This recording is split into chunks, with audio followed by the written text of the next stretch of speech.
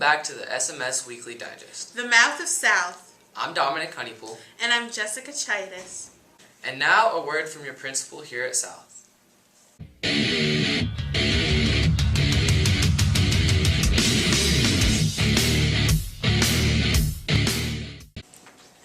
Miss Lundien, what is the attendance policy here at South?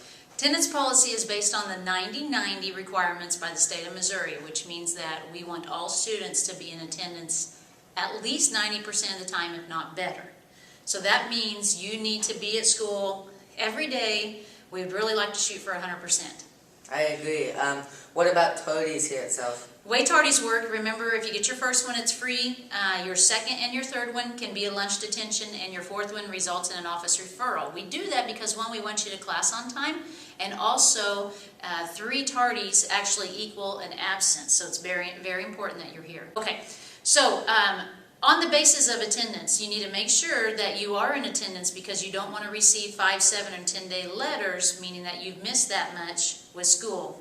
So let me explain an attendance real quick on an absence. Whether or not you have an excuse, whether say doctor's note, parent contact, it still counts as an absence. So everybody needs to understand that an absence is an absence. If you're not in the building, you're absent. Look at this one. This week's teacher was Mr. Barham.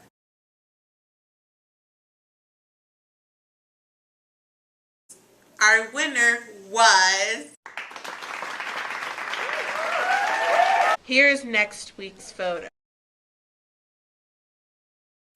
Now a word from the most interesting man in the world.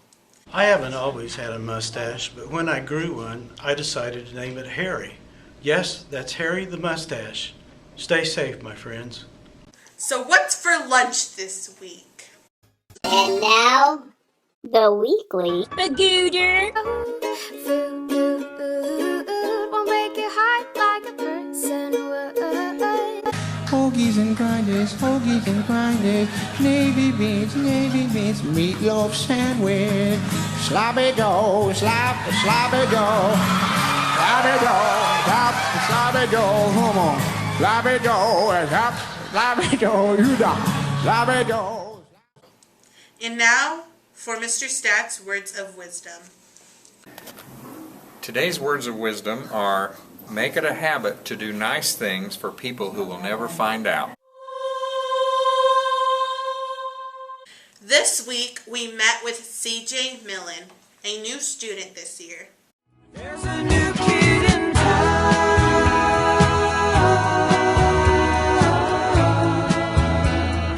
Just another new kid in town.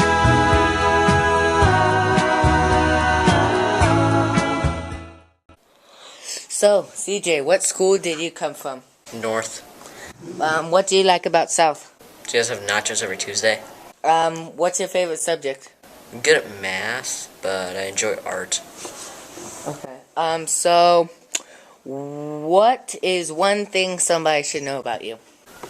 Really smart. So, if you could say one more thing to the viewers, what would it be? Live long and prosper. Live long and prosper. The new kid in town.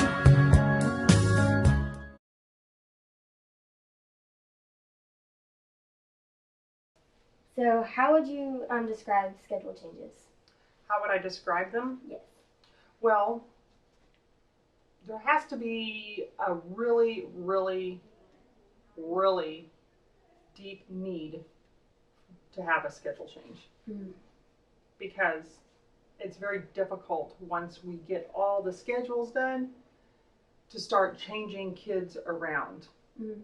So that depends on how many kids are in a class, like a teacher's class size, and teachers don't like it either when we start changing kids' schedules around. Mm-hmm. And I think about right now, if teachers are watching this, they're saying, "Amen, Narrell, amen." Probably. You are. Okay. So why do people normally, when they come to you, why do they normally want their schedule to be changed?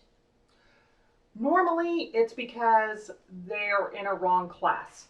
And that's understandable. If they're in something like a lot of times when 5th graders transition to 6th grade and they sign up for their elective and all of a sudden they find out they're in like band and they have no interest in playing an instrument and absolutely do not want to play an instrument, and even when all the stars are in alignment they still won't decide to play an instrument, that'd be a reason to get your schedule changed. Right. So we get that. Okay. So how many people would you say get their schedule changed like each year? That's kind of 2 questions. It's like how many people get their schedule changed and how many people ask to get their schedule changed. Quite a few students will ask to get their schedule changed, and there's various reasons why they come to me to get a schedule change. At this point in the year, we really have to sit back and think, okay, why are you asking to do this now?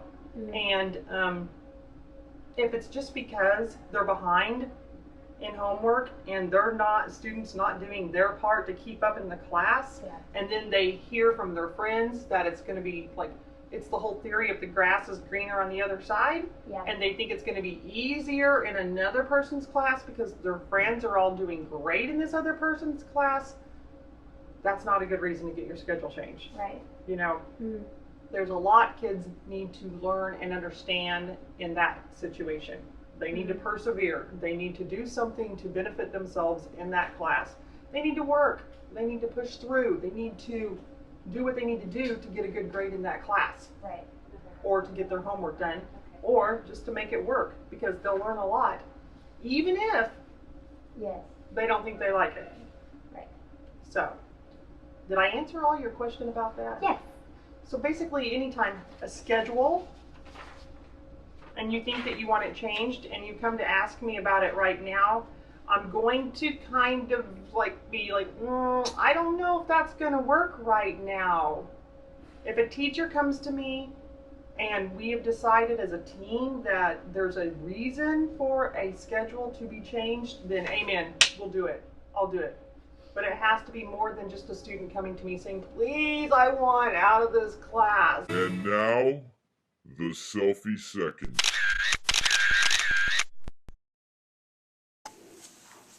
Don't forget, you can be a part of the SMS Weekly Digest too. Make sure you send any footage or videos to our email at eleadersms@gmail.com.